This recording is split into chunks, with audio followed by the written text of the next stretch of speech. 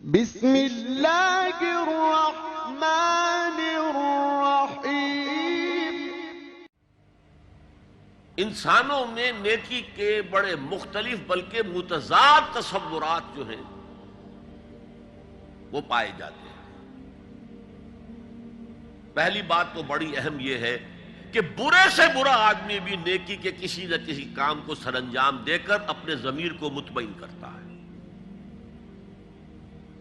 میں ڈاکہ تو ڈالتا ہوں لیکن بیواؤں اور غریبوں کی مدد بھی تو کرتا ہوں اپنے علاقے کے۔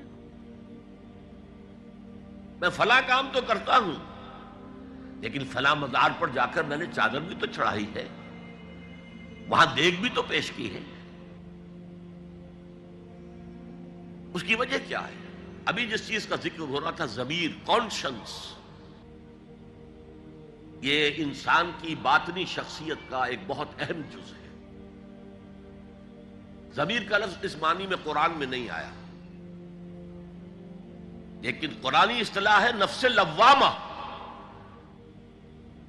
وہ نفس جو اندر سے ملامت کرتا ہے۔ دیکھو تم نے جھوٹ بولا، تمہیں جھوٹ نہیں بولنا چاہیے تھا، کسی اور نے ملامت کی یا نہیں کی، تمہارے اندر کوئی شے ہے جو ملامت کر رہی ہے۔ دیکھو تم نے فلاں شخص کا دل توڑ دیا، یہ اچھا کام ہے۔ یہ ہے لوامہ، جس کی قسم کھائی گئی، لا اقسم بیوم القیامت ولا اقسم بالنفس اللوامہ۔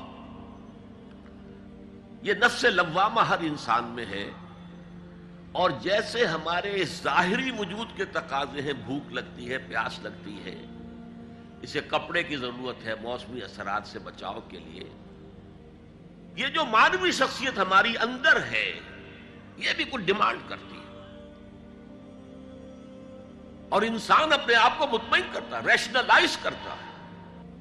ٹھیک ہے، یہ تو خرابیاں ہیں، لیکن میں نے یہ کام بھی تو آخر کیے ہیں نا۔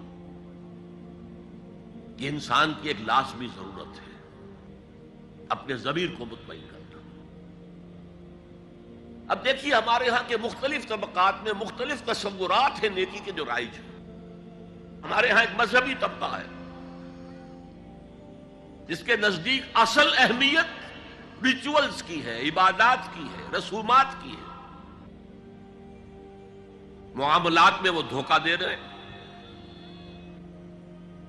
سودا کر کے پھر گئے، ان کے دلوں میں نرمی نہیں ہے، سائلوں کو دھتکارتے ہیں۔ لیکن ایک اعتبار سے بہت دیکھیں، سودی کاروبار کرتے ہیں۔ ٹھیک ہے بھائی، میں سودی کاروبار تو کرتا ہوں، میں نے مسجد میں تو بنوائی ہے، میں نے مسجد میں جھاڑ بھی تو لگوا دیا ہے، میں نے مسجد میں قالین بھی تو بچھوایا ہے۔ تو نیکی کا ایک تصور یہ ہے ہمارے یہاں۔ اس کے بالکل برعکس ایک تصور ہے جدید تعلیم یافتہ طبقات کا تصور۔ آپ نے بارہا سنا ہوگا گفتگو، بھائی اصل نیکی یہ ہے کہ کوئی کسی کو دھوکہ نہ دے، جھوٹ نہ بولے، وعدہ پورا کرے، اپنا فرض صحیح طور سے ادا کرے، کہیں ملازم ہے تو اپنے فرائض صحیح طور سے ادا کرے۔ باقی رہ گئی نماز روزہ، یہ تو انفرادی باتیں ہیں، یہ کوئی کرتا ہے تو اپنے لیے، نہیں کرتا ہے تو کوئی بات نہیں۔ یہ دونوں ایک دوسرے کے بالکل برعکس تصورات ہیں،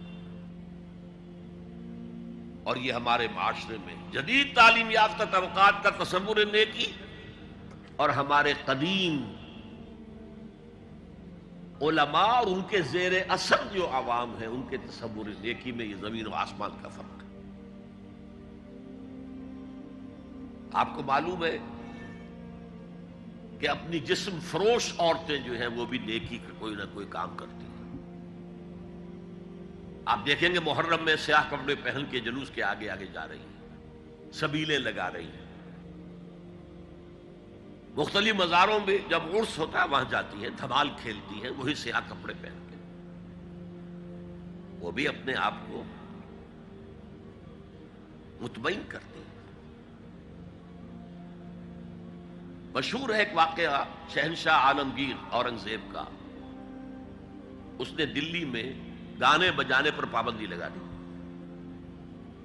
اب اب ظاہر بات ہے جن کا یہ پیشہ تھا ان کا دھندا ختم تو آمدنی ختم. لاکھ کوششیں کی لیکن اورنگزیب ٹس سے بس نہیں ہوا. پھر انہوں نے ایک عجیب ترکیب کی. وہ دریائے جمنا بالکل ساتھ بہتا تھا, یہ قلعہ اس شکل میں بنایا گیا تھا, اب تو ذرا فاصلے پر. تو ایک کشتی میں وہ جمع ہو گئے, سازندے بھی اور ساز بھی اور گاتے بجاتے ہوئے. انہیں معلوم تھا فلاں وقت جو ہے بادشاہ جھروکے میں بیٹھ کر دریا کی سیر کرتا ہے, وہاں سے گزرے اور ایک شعر گاتے ہوئے گزرے. در کوئے نیک نامی مارا گزر نہ دارند, گر تو نمی پسندی تقدیر قضا. در کوئے نیک نامی, یہ نیکی جو ہے یہ اس کے کوچے میں ہمارا گزر ہی نہیں ہے. در کوئے نیک نامی مارا گزر نہ دارند, یہ تو اللہ کی طرف سے فیصلہ ہے, اس کی مقرر کردہ تقدیر ہے. گر تو نمی پسندی تغییر کل قضارا, اگر تجھے پسند نہیں ہے تو تقدیر بدل دے. تو بادشاہ ہنس پڑا اور اس نے کہا کہ ٹھیک ہے بھائی, گانے بجانے کی حد تک تمہیں اجازت ہے.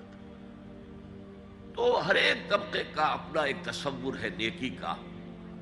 جیسے میں نے پہلے عرض کیا, بڑے بڑے ڈاکو جو ہیں وہ اپنے علاقے کے بیواؤں یتیموں کی سرپرستی کرتے ہیں, ویسے نہایت درندگی سفاکی